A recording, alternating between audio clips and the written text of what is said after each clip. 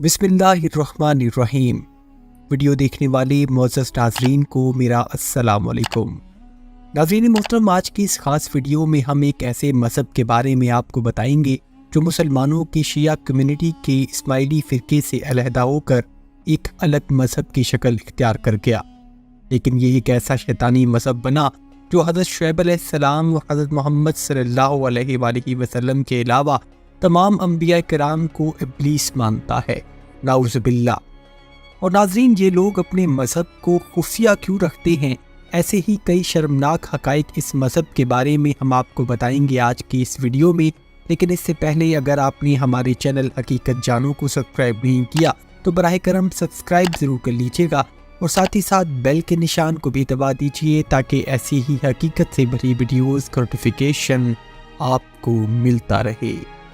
नाज़रीन मोहतरम, इस अजीबो गरीब मज़हब को दरूस या हाकमिया मज़हब भी कहा जाता है और इस मज़हब के मानने वाले अपने मज़हब के बारे में ज़्यादा बातचीत करने से कतराते हैं और अपने अकायद व नज़रियात को खामोश और छुपा कर रखते हैं और किसी से भी इसको शेयर नहीं करते। इसके मानने वालों को दरूज़ी कहा जाता है और ये लोग फ़ातिमी खलीफा हाकिम बि अमरिल्लाह को अपना खुदा भी मानते हैं, नबी भी मानते हैं और इमाम महदी भी मानते हैं और उसके वापस आने का इंतज़ार भी कर रहे हैं, नाउज़ बिल्लाह। नाज़रीन मोहतरम, दरूस मज़हब 10वीं सदी ईस्वी में वजूद में आया, जिसके अकायद व नज़रियात कुछ इस्लाम, कुछ हिंदू मत और कुछ यहूद मज़हब से अखज़ शुदा हैं और जिसका ओरिजिन इस्माइली शिया फ़िरके से है जो बाद में इससे अलहदा होकर एक मज़हब की शक्ल इख्तियार कर गया। फ़ातिमी सल्तनत का छठा खलीफा और इस्माइलियों का 16वां इमाम हाकिम बि अमरिल्लाह इस मज़हब का बानी है।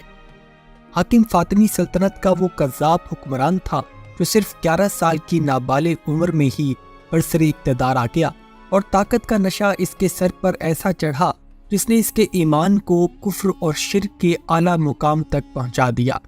ये शख्स बचपन से ही पागलों जैसी सिफ़ात का हामिल था और अपनी इंतहाई फजूल और ऊट पटांग हरकतों और फैसलों की वजह से भी तारीख में खासा नुमाया है। हाकिम बि अमरिल्लाह ने पहले नबूवत का झूठा दावा किया और फिर खुदाई का दावा कर डाला, नाउज़ बिल्लाह।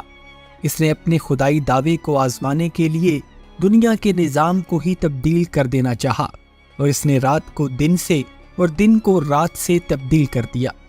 और बेशक अल्लाह ने कुरान पाक में इरशाद फरमाया कि मैंने दिन काम के लिए और रात को इंसान के आराम के लिए तश्कील दिया। तो इस बदबख्त शख्स ने अल्लाह के इस हुक्म को ही तब्दील कर दिया और ये हुक्म दिया कि जो काम दिन में किए जाते थे उनको रात में किया जाए और दिन को आराम के लिए मुख्तस कर दिया गया। यानी इस शख्स ने खुदाई का दावा करके अल्लाह के हुक्म की नफ़ी कर दी। ये शख्स अपना दरबार भी रात में ही लगाता था। अपनी हुकूमत के इब्तदाई दौर में इस शख्स ने औरतों को इतनी आज़ादी दे रखी थी कि वो बेपर्दा सच सवर कर आज़ादाना बाज़ारों में घूम फिर सकती थी और इस नरम रवैये की वजह से पूरा इलाका अय्याशी और बेराहवी की अमाजगाह बन गया। फिर हाकिम बिन अमरिल्लाह को होश आया तो उसने ऐसे सख्त कवानीन लागू कर दिए कि औरत का पर्दा तो दूर, औरत के घर से बाहर कदम रखने पर भी पाबंदी आयद कर दी गई, हत्ता कि औरत अपने घर के दरवाजे से भी बाहर झांक नहीं सकती थी। हाकिम अहले सुन्नत फ़िरके से सख्त बुग़्ज़ रखता था और उसने अपनी सल्तनत पर नमाज़ फजर पढ़ने पर पाबंदी आयद कर दी थी और रमज़ानुल मुबारक में तरावी की नमाज को भी मौकूफ़ कर दिया गया था। उसने अपनी सल्तनत में चाय और मछली पर सख्त पाबंदी आयद कर रखी थी। जो भी मछली पकड़ता या उसको खाता पकड़ा जाता वो सख्त तरीन सज़ा का हकदार ठहरता।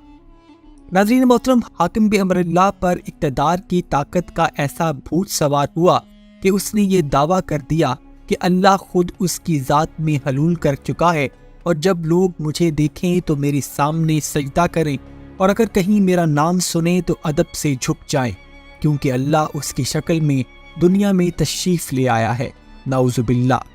इसके कुछ दरबारी और इसके करीब कई लोगों ने हाकिम की चापलूसी और खुशामद में उसको खुदा तस्लीम करना शुरू कर दिया था और साथ साथ इसका प्रचार भी करना शुरू कर दिया था और इस अकीदे को बाकायदा एक मज़हब का दर्जा इसी के एक दरबारी हमजा बिन अली बिन अहमद नामी शख्स ने दिया जो हाकिम का करीबी दोस्त और मुशीर ख़ास भी था।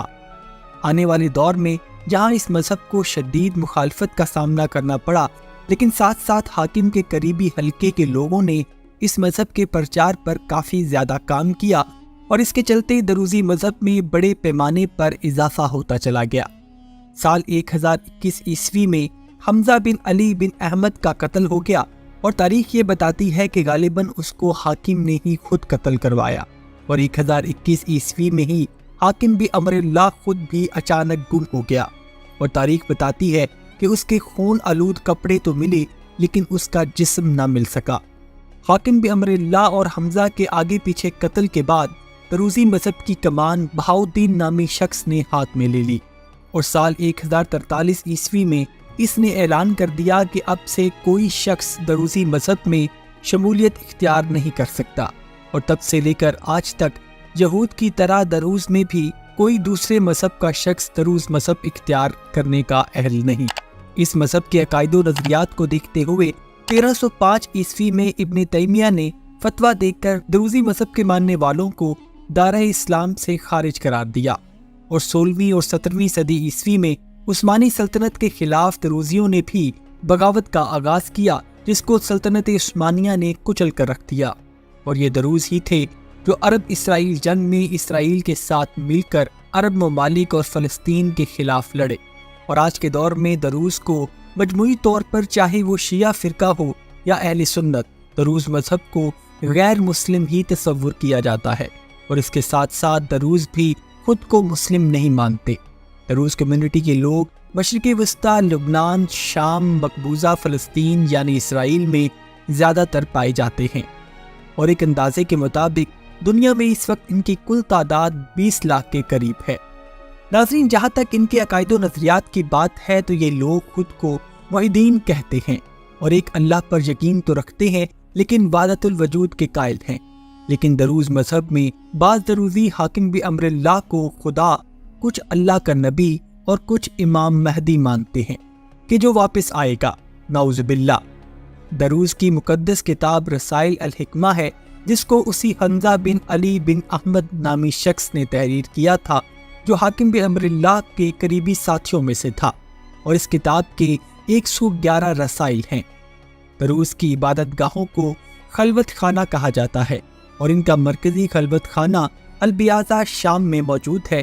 نہ تو کوئی شخص دروز مذہب میں شامل ہو سکتا ہے اور نہ ہی کوئی غیر دروز مذہب کی لڑکی سے شادی کر سکتا ہے، اور نہ ہی کوئی دروز کسی دوسرے مذہب کی لڑکی سے شادی کر سکتا ہے۔ دروز میں 2 قسم کے لوگ پائے جاتے ہیں، ایک وہ ہیں جو سینئر دروزی ہیں جن کو عقال کہا جاتا ہے، اور دوسرے جونیئر دروزی ہیں جن کو جہال کہا جاتا ہے۔ ان کی مقدس کتاب رسائل الحکمہ کو صرف سینئر دروز عقال ہی پڑھ سکتے ہیں، جہال دروزی کو یہ کتاب پڑھنے کی اجازت نہیں ہے۔ یہ لوگ اپنے مذہب کو انتہائی خفیہ رکھتے ہیں، حتیٰ کہ اپنے بچوں کو اپنے مذہب کی تعلیم اس وقت تک نہیں دیتے جب تک وہ 40 برس کی عمر کو نہ پہنچ جائیں۔ ان کے نزدیک 40 سال سے کم عمر لوگ ذہنی طور پر پختہ یقین نہیں رکھتے اور اپنے مذہب کو لے کر کسی کی باتوں میں آ کر بھٹک سکتے ہیں۔ یہ لوگ باطنی عقیدے کے قائل ہیں، یعنی ہر چیز کے 2 مطلب ہیں، ایک ظاہری اور دوسرا باطنی، اور باطنی مطلب صرف عقال دروزی ہی سمجھ سکتے ہیں۔ اور اس کے ساتھ ساتھ اس دروزی مذہب کے لوگ ہندو مذہب کی طرح پنرجنم پر بھی یقین رکھتے ہیں، یعنی ان کا ماننا ہے کہ ایک انسان جب مر جاتا ہے تو وہ دوبارہ کسی اور انسانی شکل میں دنیا میں بھیج دیا جاتا ہے۔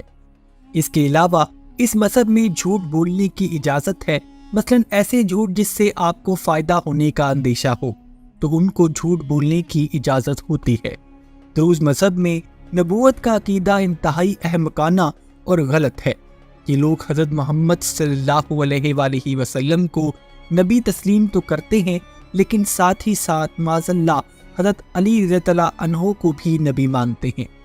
اس کے علاوہ دروزی مذہب میں ارسطو، سقراط، فیثاغورس، Saint Mark, Saint Luke, Saint Matthew, حمزہ بن علی بن احمد، محمد بن وہاب اور بہاؤالدین کو اللہ کا نبی مانتے ہیں، اور حضرت شعیب علیہ السلام اور حضرت محمد صلی اللہ علیہ وآلہ وسلم کے علاوہ اللہ کے حقیقی انبیاء کرام کو شیاطین یعنی ابلیس کہتے ہیں۔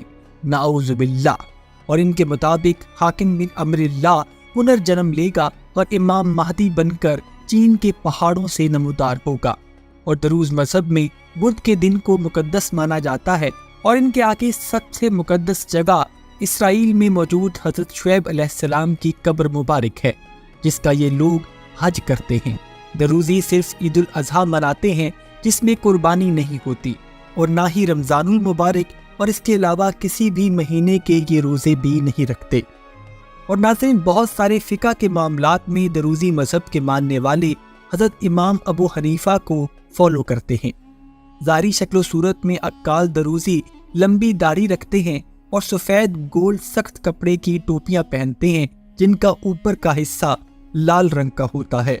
और ये लोग ज़ाहिरी शक्ल सूरत में सहूनी ऑर्थोडॉक्स यहूदियों जैसे दिखते हैं। उम्मीद करता हूँ नाज़रीन आज की वीडियो आपको पसंद आई होगी। अगर वीडियो पसंद आई है तो वीडियो को लाइक और शेयर ज़रूर कीजिएगा, और जाते जाते चैनल को सब्सक्राइब करके हमारी हौसला अफजाई भी कर दीजिए। अपना और अपने घर वालों का बहुत सा ख्याल रखिएगा। वमा अलैना इल्लल बलागुल मुबीन।